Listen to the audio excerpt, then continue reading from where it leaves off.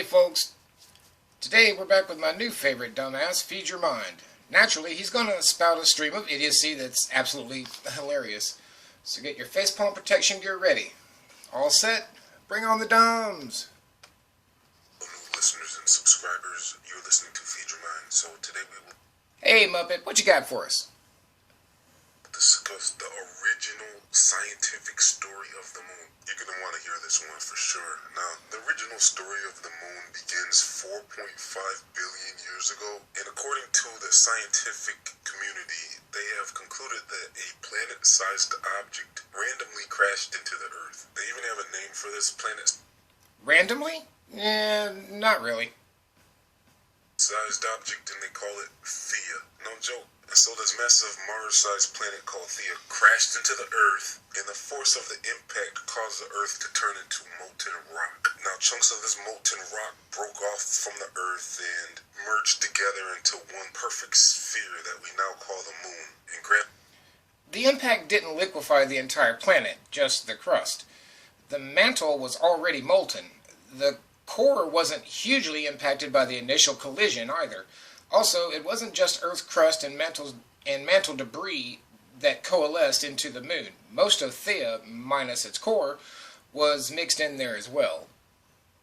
gravity automatically locked it into perfect synchronization with the Earth so that we only ever...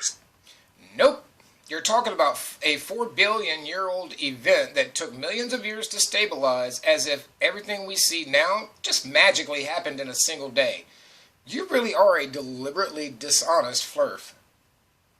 see one side of it, even though it's spinning supposedly, but the spin just so happens to be in perfect synchronization so that we only ever see one side of the moon. If the moon was formed by such a freak accident, by this... Freak accident? Yeah, not so much. Excuse me. Given Theia's probable location at one of Earth's Lagrange points, the utter chaos of the early solar system, the collision really was just a matter of time. Theia planet crashing into Earth, then why would any other planet ever have a moon? Because such an incredible story for our moon to form is one thing, but for all these other planets to have moons as well, and they're all mostly perfectly shaped spheres, I called out the scientific... You can't fucking be serious. Gravity, you moron! Have you ever heard of fucking gravity? Gravity! Each and every moon in your meme there is massive enough to have collapsed into its spherical shape as the natural consequence of its mass compacting under its own gravity. And they're moons because they were caught in the gravitational field of a really big goddamn planet, you spastic. Community on that. And so less than a year after my original moon video came out, scientists came together and came up with a new moon origin story. And so this new moon origin story begins like this. They're saying basically that instead of... So the entire scientific community watched a video of your dippity-doo-dah dipshittery and miraculously saw the error of their ways? Jesus! And people say I'm arrogant. There being one big planet-sized object that struck the Earth called Theia, they're ruling that out now. Now they're saying it wasn't Theia that hit the Earth to cause the moon to form. It's now tons of tiny planetoids that struck the Earth over a... Okay, so, two things here. Number one, this isn't a new hypothesis. Number two, the giant impact hypothesis is still the moon origin hypothesis accepted by scientific consensus. Long period of time. Each time these little small planetoids struck the Earth, it kicked up a cloud of debris and dust that flew into our atmosphere and collected over time into our moon. So where did these random planetoids come from, and why aren't they still striking the Earth? And so this... Okay, I'm sure I explained this. Oh yeah. 4 billion years, asshole! Scientists are trying to say this was when the universe was still young and in the process of forming. And so... Solar system, not universe. Scientists haven't been completely clear why they had to come up with this new moon origin story. They're basically saying that they've been had trouble with their moon... Yes, they fucking have. The main contention against the consensus is that a few astrophysicists, and I mean a handful at best, believe that the moon is too much Earth and not enough Theia. That's it. Origin story, and they admit the original story with Theia crashing into the Earth forming our moon had a 1 to 2% chance of being possible. And so the scientific researchers got together and came up with this new story that now has a 10% chance of being possible. And so I love it when you happy assholes start throwing around probabilities like you actually understand what the hell you're talking about. And why do you keep saying scientific researchers as if every cosmologist and astrophysicist just suddenly decided to arbitrarily agree on a new moon formation hypothesis? That's not how any of this works, dumbass. Their original story wasn't believable enough, so they made a story that seemed a little more believable to the scientific community. They basically just changed it from one large planetoid striking the Earth to a multitude of random smaller planetoids striking the Earth. They didn't change jack shit, Muppet.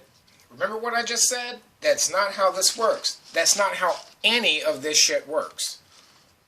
And what makes both of these moon origin stories that they came up with very impossible is that if this is what you're saying formed our moon, why would all of the other planets have moons as well? It just... Oh, for fuck's sake. Gravity, you flopping dick flute.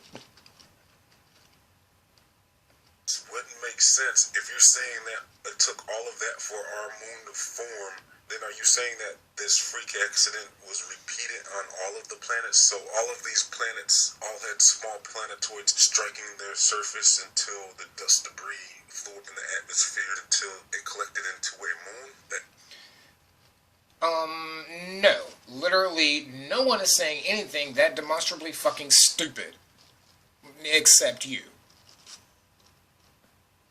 It just happens to reflect the light from the sun, providing a convenient night light.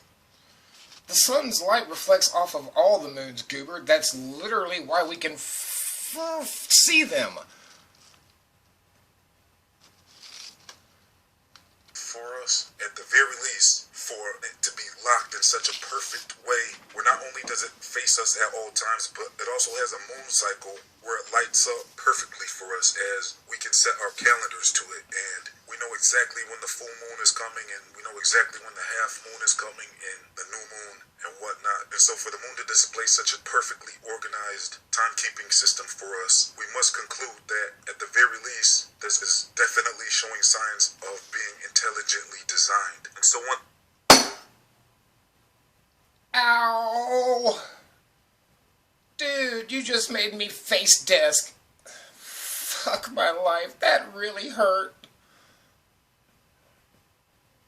Once again, science has to change their story to make more sense out of their original theories that have to do with the Big Bang. Because if you have been teaching that this Theia planet existed and ran into the Earth to create our moon, then it turns out you have been telling a story that is completely science fiction. And so this... The Big Bang has precisely dick to do with the moon's formation. Duh. Original story of the moon, of how this planet-sized object crashed into the Earth, I would actually expect from a heliocentric solar system model, because there should be no order in a heliocentric model. You scientists keep on saying... The fuck? Why? Just because you are certifiably, demonstrably, and categorically stupid doesn't make all of fucking reality wrong. It just means you're fucking stupid.